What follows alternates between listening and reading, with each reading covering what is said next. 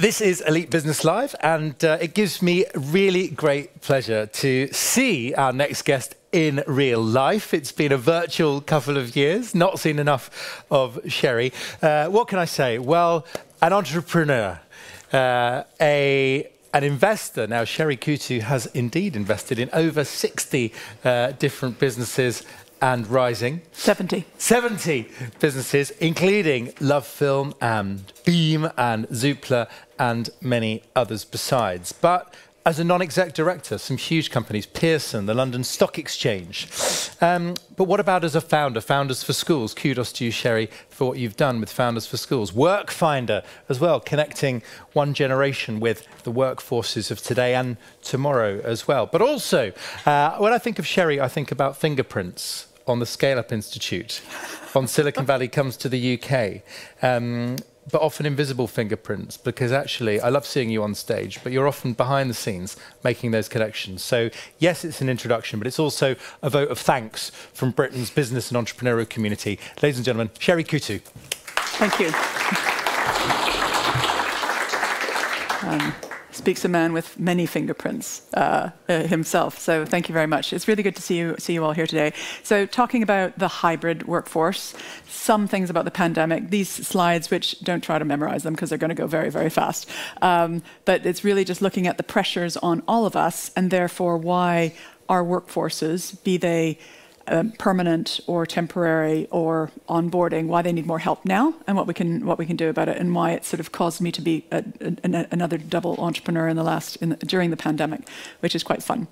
So Ollie just did this background. So up until 20 years ago, the only thing I did was being an engineer and then an entrepreneur, and I ran things as a chief executive, and I sold them. I sold one to Euromoney, and then I floated the next one on the London Stock Exchange. I then went plural because that corresponded to the same time when I was having 3 children and getting married, and I needed some balance. So this is 20 years potted history of what a plural person looks like. And my mind is taking me into some policy stuff, some finance stuff, Raspberry Pi, which you mentioned here, and some market stuff. And all of them really kind of around how do we make it easy for people to start up companies and run them and grow them. And that very much interacts with the hybrid workforce is now one of the best things, one of the best tools that we have. But what pressures brought all of this about? These are some of the companies that I'm currently affiliated with, because I clearly have an attention deficit disorder of some nature, which many entrepreneurs do. So over the last 20 years, seeing the pace of technology accelerating faster and faster and faster, and we've seen huge amounts of new jobs arise, and we've also seen huge numbers of other jobs disappear. And we've seen lots and lots and lots of automation. Automation is good, but it's actually had a deleterious effect on onboarding new people. And it's been pretty stressful to the inventory of people who are working in both large companies and small companies. So what can we do about that? This looks here at if you don't have much education, you're likely to be automated. How do we feel about that as a society? Probably not very good. These are some of the jobs here that are growing and expanding really rapidly. You can see health professionals, anybody who understands science. You know, we've got to actually solve this climate crisis. And many other things. And these are some of the skills that you see in the ascendant. On the other hand, you see some skills that are definitely not in the ascendant. So as parents, we should not be counseling the same thing that we used to counsel was good to do, because what used to be good to do 5, 10, 15 years ago is definitely not the good thing to counsel anybody for. And if you're in education and you're a teacher, you're a professor, you really shouldn't be talking about what was good to study or what was good to think about or what was good to navigate towards anymore. We look at 100% of the net new jobs coming from companies that didn't exist 5 years ago. How cool is that? Well, but do we often talk about companies that existed a lot longer than 5 years ago? But if 100% of the net new jobs are coming from the new ones, which are the companies we should be talking about? And which are the companies we should be focusing on? Be we a media? Be we a university? If we're a parent, whoever we happen to be, who should we be focusing on? I love this stat. So if you look at all the new jobs that are created every week, 4,500 are created by companies that didn't exist before, and that's 3 times more than the FTSE 100. But if we did an analysis of how much people we're talking about, they would be talking about the FTSE 100, and they wouldn't really be talking about startups. And hence this audience. Looking at, well, what can you do? Well, skills and talent, Ollie, as you know, and there's two aspects here. There's bringing people into your companies, really important. And this is one of the things that the pandemic brought to all of our attentions. What do we do for the people that work in our existing workforces? I've been fascinated with my sort of career, sometimes in big companies and sometimes in small companies. In the large companies, on average, we expend between £5,000 and £7,000 per person on upskilling them in digital skills so they can do their job. If you look at the 70% of people who work in small and medium-sized companies, the average spend per capita there is between £50 and £150. So the digital divide of skills that people have is actually going wider and wider and wider. And that sits pretty uncomfortably. It also makes it pretty hard to actually acquire someone or hire someone from it's highly attractive to hire someone from a large company into a small company that's growing, although they usually have some sort of culture shock, which you need to address. And they often have a mindset shock because the mindset of a stable organization, stable or shrinking. Sometimes I say a big shrinking organization where everybody is miserable. That mindset is very different. Sorry, I'm being provocative. Is very different from a go, go, go. Also slightly other one. So scale-ups are companies that are growing at 20% per annum, either in turnover or in headcount, and they have been doing so for 3 years. And they're really quite stressed because they can't really hire someone from a large company, and they can't really find people from university grads, and 82% of them, so the vast majority, are having an issue onboarding talent. We've got a whole lot of open positions right now, and those positions are increasing. But they're increasing because people are graduating from school and university without the right skills. So what are we going to do about that? And how do you do that? You see some skills. You've seen in the last 3 years an 8,000% increase in the demand for some skills from both large and small companies. That's kind of, stressful. And how are we going to work? Our old institutions, otherwise known as universities and schools, they can't really adapt that fast. They can adapt pretty fast, but 8,000% in 3 years is faster and creates quite a lot of stress in the system. And stress for an entrepreneur is opportunity.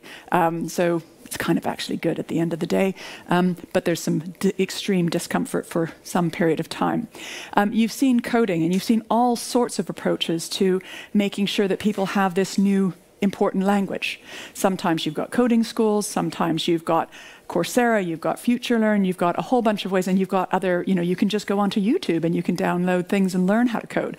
And this is really helpful when you can consider you're trying to slam shut an 8,000% increase in a skills deficit amongst other things.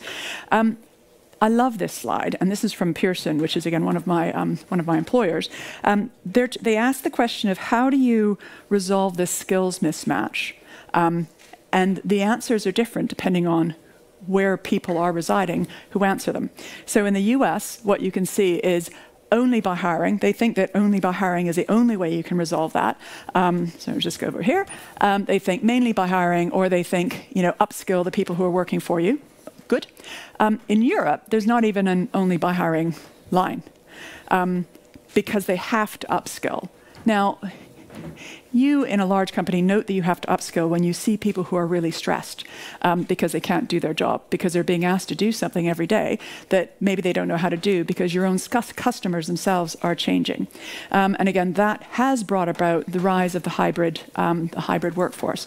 I'm not going to sort of put on here, but again, what you study in school and university doesn't really matter any longer. It doesn't matter where you're looking at it from. It doesn't really matter. So it's up to the employer to upskill people, because they're not going to really be upskilled in the universities. Again, this is not just a UK thing that I'm talking about. This happens all across the entire globe, which from an entrepreneurial point of view, who likes global platforms, this is a good thing, because it means that there are wonderful ways of supporting this that are good. 80% of people learn more from their little internships, part-time jobs that they have while they're studying at university, and employers want those people rather than people who got straight A's and didn't ever leave the classroom.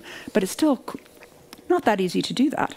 I'm going to look here. So again, value higher education. The value of higher education is absolutely slamming down, country by country, everywhere.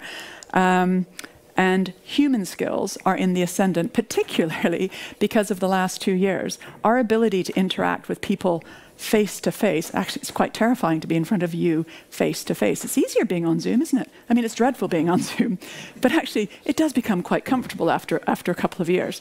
And so those human skills are really important. And how do you connect with people and with relationships, either your colleagues or with customers in this new world? Especially if you've got your kids running around behind you because they're not at school, because they can't be at school. And these are huge stressors that we've seen. And platforms have really helped, but they've also kind of hindered. And again, the human skills that we all have, we have them. We're not in school. We haven't learned every single lecture from a screen. And we haven't been forbidden to interact with people for the last 2 years. My heart goes out for kids, you know, in sort of school and uni, and I think the damage to them has been enormous. And it's been easier to see. The damage to people, millennials who work in large companies or small companies, has also been quite extreme, but very, very hard to detect, although you can now see it quite, you know, to quite a large degree. So how do you build up your soft skills? How do you build up your STEM skills? How do you upskill people at the rate that they need to be upskilled? 70% of young people starting their working lives don't feel they have the appropriate skills. And most of them are utterly stressed that they've never had a day of work experience in their lives. And why is that? Because, you know, who did you hire for your work experience in your company? Was it your nephew? Was it your niece? Was it somebody else? And how do you feel about that? Is that right? Do we as a society sort of accept that? So that's some of the things that I've been ferociously focusing on. Stackable credentials, I think there's some wonderful solutions that have come up. So instead of needing to go offline for a year or 2 years, or even for an executive MBA, you can now learn in your free time. Short little stackable lessons that you can take when you want, how you want, is amazing. And you've seen the rise of things like Coursera and FutureLearn, and they make an enormous difference. They make an enormous difference to the individuals. They make an enormous difference, and they're an incredible resource to the companies themselves. Also, because of the ratings by the people who take them on whether or not they're good. It used to be a real crapshoot if you were sending off one of your employees on a course. And now you can just see, how did other people rate that? And was it good? And you can even filter on, how did people in my company rate that subsequently got promoted? Now that is a wonderful thing. All that historically invisible data is now visible, and it's a tool for us as employers to help address some of the things that we really want. So, you know, lifelong learning is here with us. You're here learning today. That's what we're doing. We are actually learning in an informal atmosphere, and we need to keep on doing that. And we need to do it more often, because the world is changing, and we have to have little snippets. You know, we're having an hour together today. Maybe having 8 hours back to back, or maybe you're online and you're just dipping in for this. This will help you, one way or the other, either in your personal or your professional life, go forward. I'm just going to look at, I'm going to turn into, again, you painted me as an entrepreneur first, and I mentioned that the first 20 years I was an entrepreneur. I'm still an entrepreneur. And I'm going to talk about Workfinder and also Digital Boost, both of which sort of started up and came to the fore during the pandemic.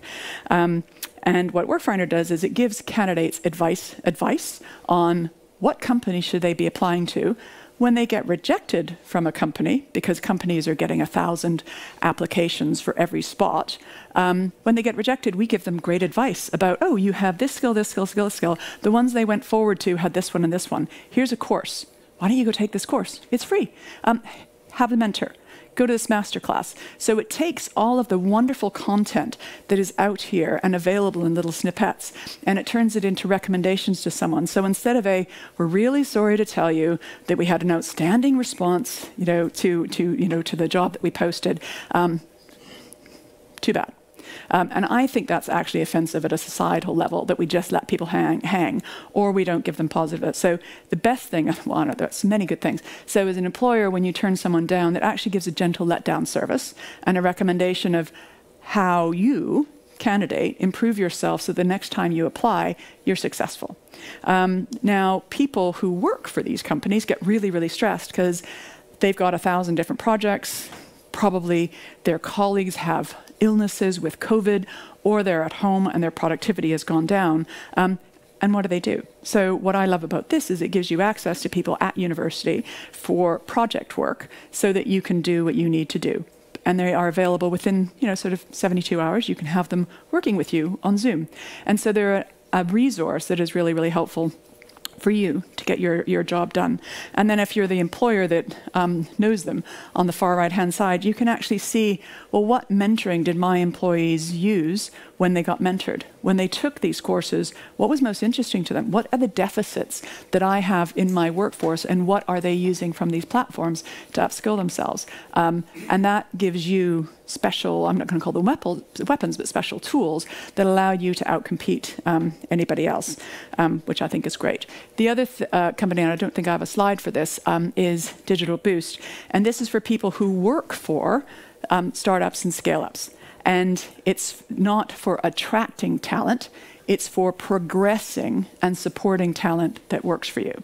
And again, it's a platform. If you've been asked to do something that you don't know how to do, you go onto this platform, you say, oh my God, I've just been asked to do, SEO. I have no idea how to do SEO.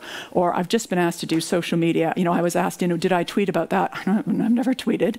I saw Hannah ask somebody about, have you been in the metaverse? Oh my God, I've never been in the metaverse. What am I going to do? Well, you go to a metaverse expert or a Google Analytics expert and you ask them. And again, this marketplace has been going since the beginning of the pandemic, and it's incredible. So it's free as well, because the large companies, the professional services firms, they feel quite frustrated about wanting to help people in their community. This allows them in an hour or half an hour of their time to sit down with somebody who's a little bit stressed because they've never done Google Analytics, look at what report they've just got that they don't understand and say, right, it's just that. This is what you should do. Boom, it's done.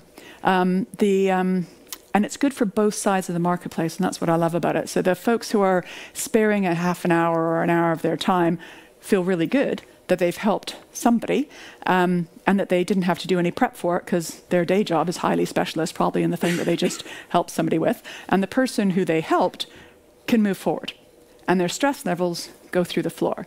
And it doesn't cost them anything. And technology allows you to make these markets really, really easily and on strange models where you don't have to charge. Isn't it cool that you don't have to charge for that? So that's kind of fun. So I'm just going to go back to competitive advantage, so macroeconomy. Michael Porter, who's an old professor of mine, used to talk about competitive advantage goes to nations. It used to be thought that it goes to nations that created companies. It became clear that just the creation of a company actually had a deleterious effect on the competitive advantage of a nation, particularly during skills crises. And that's because the talent that is needed isn't in the right place at the right time. So what I like about what we're doing here is focusing on, competitive advantage of nations, focus on scaling companies, growing companies, helping the growing companies in particular overcome these horrible indignities that we are suffering, and to support our workforces better if they're working from home, or sometimes they're working from home, sometimes they're working from the office, or a bit of both. So that's kind of what I want to talk about it. So the pandemic has brought about, not just the pandemic, but all of the innovation has brought about a very obvious move to a hybrid. The hybrid side has accelerated enormously in the last 2 years. And generally, I think it's good. I also think it's generally good for women and other minorities. But there are some stresses. But we can relieve those stresses easily if we use innovation and our networks. Here's to that. Thank you, Sherry. Thank you. Thank you. Sherry, well, kudos to you for reading the world's smallest clock as well. That's from the Lego Village. Obsessing with it, yes. That was a little bit like drinking a pint of espresso, wasn't it? I mean, in a good way, So one of my questions, by the way, is thank goodness you're doing... I've never drank a pint of espresso. I don't think I'd want to see myself after doing that. Well, I was going to say, you might need to sit down. Pint of cider, perhaps. Well, we'll keep standing for now, but thank goodness you do what you do. However, you've done incredibly amazing things in your career. Why do you continue to do it? Because you didn't have to start 2 new organizations in a global pandemic. You could just be chilling around a kidney-shaped pool, frankly. Don't like kidney-shaped pools. I like swimming in oceans and lakes. Yeah, you are a swimmer. I'm not quite. Yeah, I'm definitely a swimmer. I'm not quite dead yet. But don't we all exist so that we can have an impact on the world and make it a better place? Yeah. And if somebody isn't doing, if something that needs to be done isn't being done, and you don't see anybody else doing it, and you've got a really obvious solution, why wouldn't you do it? I mean, every single thing that I've started has been like that. Yeah. So if you go to, Workfinder, it's like, it's really hard, people are really stressed. And there's a really obvious, simple solution. Yeah. And, they know what skills they need. They know they don't have a permanent solution. And there's, in this country, 2.7 million young people studying at university who have those skills and who want to work 10 to 20 hours a week. How good is that? Glaring. Boom. Yeah. And then Digital Boost is, again, well, people know stuff. I mean, how often do we have coffees? I mean, when you and I have a coffee, we're usually doing something that will allow us to solve a problem that we have. Mm-hmm. So this is just making a digital marketplace out of the cold. You know that you can just email me and get me. Yeah. But you generally also know what I know. But that's quite limited. And trying to free up all of our networks so that the next day, not a week, not 2 weeks, because if I try to get in your diary, it might take 3 weeks.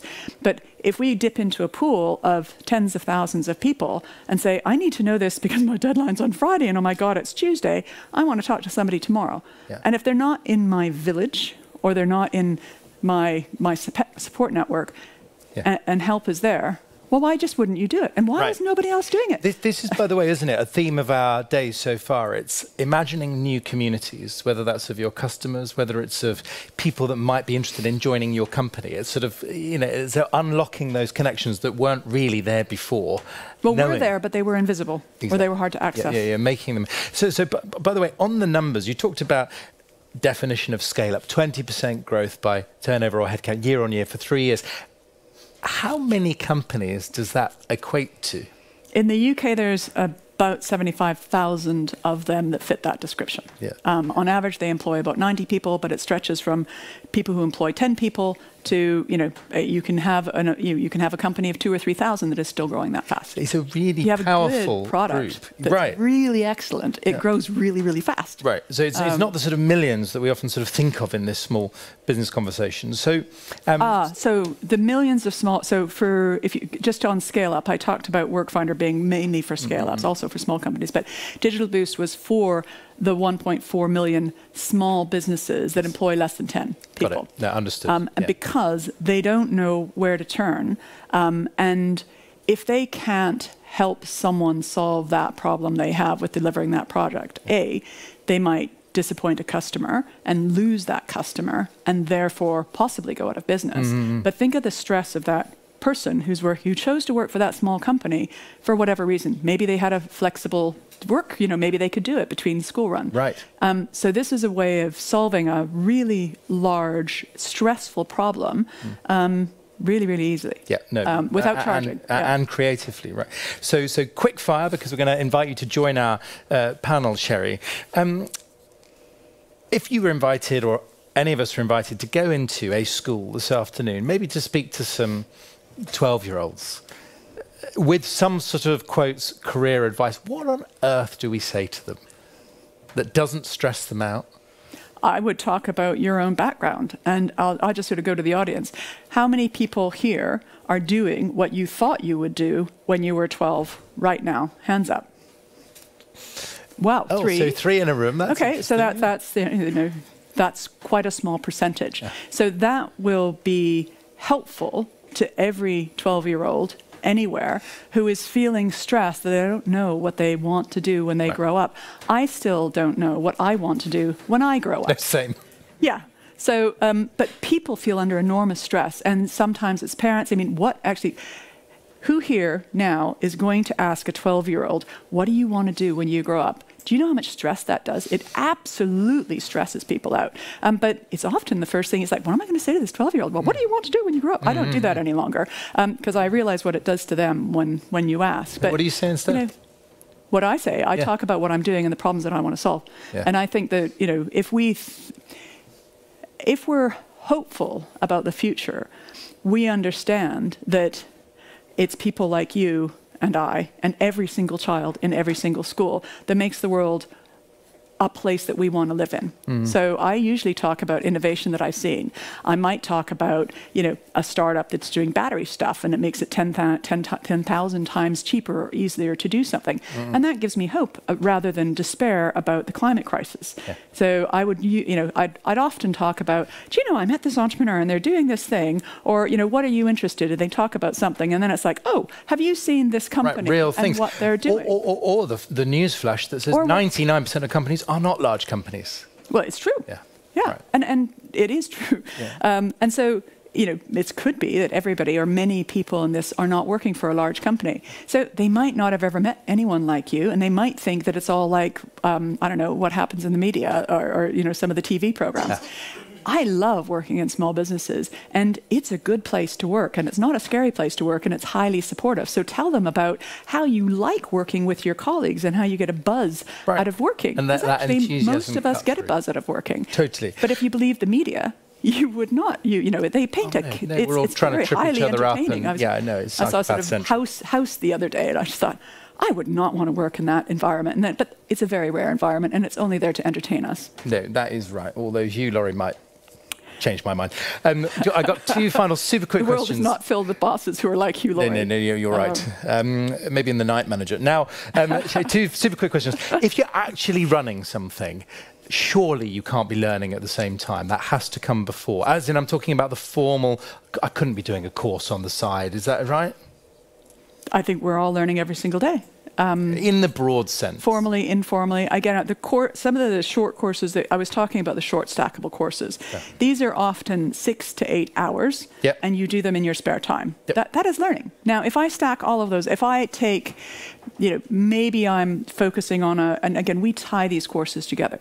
So if it's about Google Analytics, maybe that's 10 courses, and maybe I take them over a 2-week period of time. Those have stacked up into a mini credential. And by the way, I totally... But that's how we learn. Totally we don't sit in a classroom to learn any longer. Right. I've seen such a change when I'm researching guests in the last 5 years of the number of credentials which pertain to rare, very short, sharp experiences at Stanford, at Cambridge University. You know, previously would have been years of their life. Really interesting. Well, or it might be a series of videos shot by Hannah with entrepreneurs about, you know, talent, perhaps. Yeah, exactly. You are creating content right here that will be used and used and used and used and used and used again afterwards. And that is educational content. It does help people learn. Yeah. And if you attached yourself to a Coursera or a FutureLearn, you know, you could create, you know, you really could, you know, put it into one of those credentials that someone has. Right. You don't need a credential to show that you've learned, though, believe it or not.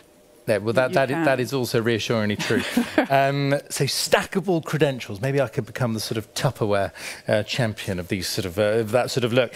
The only problem is, Sherry, I've got another 100 questions, as I'm sure our audience have. However, can we get you to stay for the next panel? Because that would be very good if I get you to take a hot seat. Yep. But for now, thank you very much indeed, Sherry Coutu. Thank you.